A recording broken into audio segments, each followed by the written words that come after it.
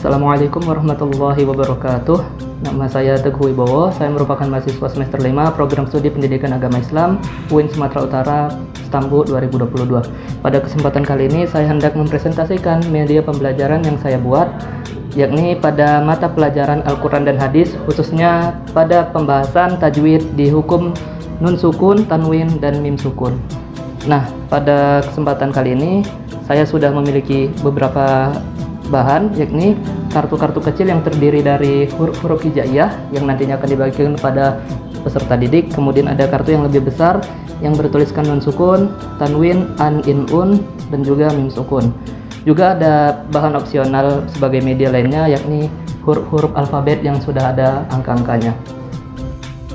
Nah, untuk penerapannya sendiri, media pembelajaran ini cocok diterapkan dalam tahap asesmen atau evaluasi pembelajaran daripada peserta didik di mata pelajaran Al-Quran dan Hadis dalam bab yang mempelajari tentang hukum nun sukun, tanwin, dan mim sukun. Untuk itu, tahap pertama yang dilakukan pendidik kepada peserta didik adalah mengacak 3 kartu ini, lalu mengarahkan peserta didik untuk memilih salah satu di antaranya. Dan jika peserta didik memilih ini dan mendapatkan nun sukun, maka dia harus mengingatnya atau boleh mencatatnya di buku catatan masing-masing. Lalu digilirkan hingga seluruh peserta didik mendapat salah satu di antara 3 kartu ini. Kemudian guru mengacak-ngacak kartu yang lebih kecil ini yang bertuliskan huruf hijaiyah, lalu mempersilahkan muridnya untuk mengambil salah satu di antara huruf-huruf hijaiyah yang sudah ada di sini.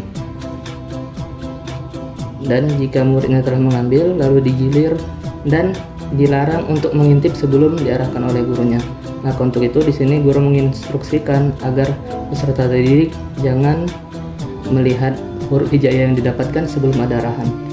Dan jika seluruh murid telah mendapatkan kartunya masing-masing, barulah guru boleh menginstruksikan untuk membalikkan kartu yang didapatkan. Nah, jika dia mendapatkan huruf misalnya shod di sini, maka guru menanyakan satu persatu peserta didik, apakah hukum yang terjadi jika sebelumnya peserta didik mendapatkan tanwin lalu bertemu dengan huruf shod yang didapatkan sesudahnya. Dan guru menanyakan satu persatu sebagai tahap evaluasi apakah peserta didik telah memahami pelajaran-pelajaran yang dilakukan atau yang telah didapatkan sebelumnya. Jika mungkin guru atau jika peserta didik salah menyebutkan hukumnya, mungkin guru bisa kembali memberitahu atau mengulang-ulang pelajaran yang sebelumnya kembali.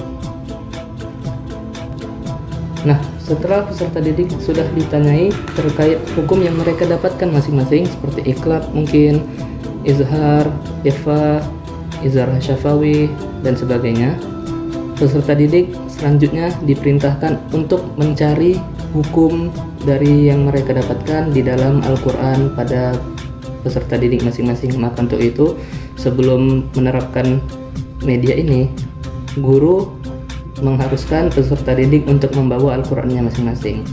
Lalu huruf alfabet di sini, mengapa saya bilang bahwa ini opsional? Karena ini bisa diterapkan jika waktu yang ada memadai. Jika masih memiliki banyak waktu, guru dapat menerapkan media ini sebagai salah satu hal yang mungkin bisa menarik peserta didik untuk lebih giat dalam melaksanakan tahap evaluasi ini. Caranya adalah setiap huruf alfabet di sini sudah memiliki angka atau nilainya masing-masing. Nah, peserta didik diharuskan untuk menyusun huruf-huruf ini menjadi nama panggilan mereka masing-masing. Misalnya saya beri contoh adalah Zaki. Di sini ada huruf Z, ada A, ada K, dan ada I. Nah, huruf Z di sini memiliki nilai 10, sedangkan A 1 dan K nilainya 5 dan I nilainya 1. Jika dijumlahkan, maka akan menghasilkan angka 17. Dan peserta didik di sini dituntut untuk dapat menjumlahkan nilai yang mereka dapat pada nama panggilan mereka masing-masing.